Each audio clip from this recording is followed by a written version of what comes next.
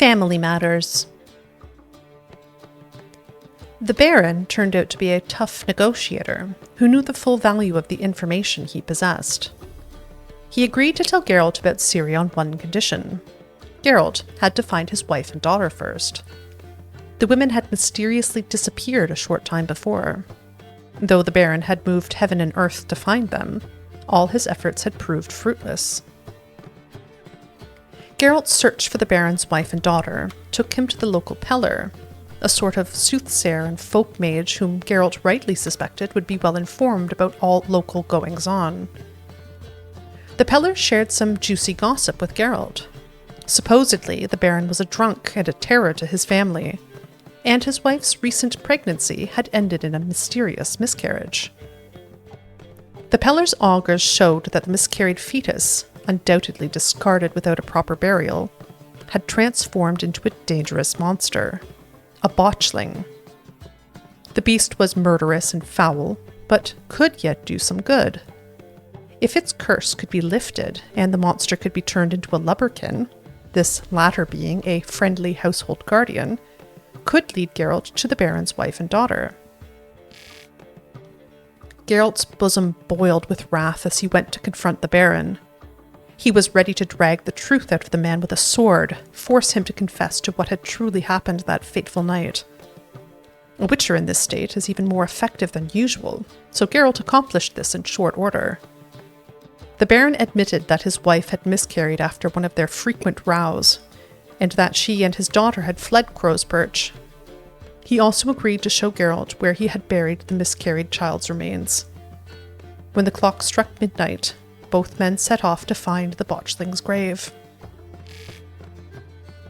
Once Geralt and the Baron had reached the unborn babe's place of burial, they did not have to wait long for the botchling to show up.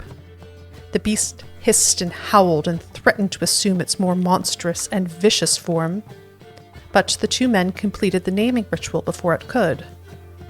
Then, following ancient custom, they buried the creature under the threshold so that in time it might be reborn as a lubberkin, a household guardian spirit. Geralt hoped this being would help him find the Baron's family.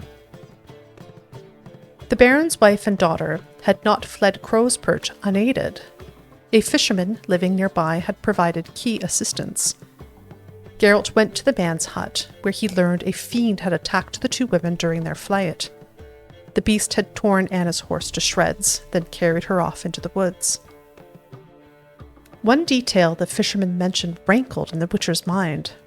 It seemed Anna's hands bore strange marks that had burned with fire just moments before the fiend appeared.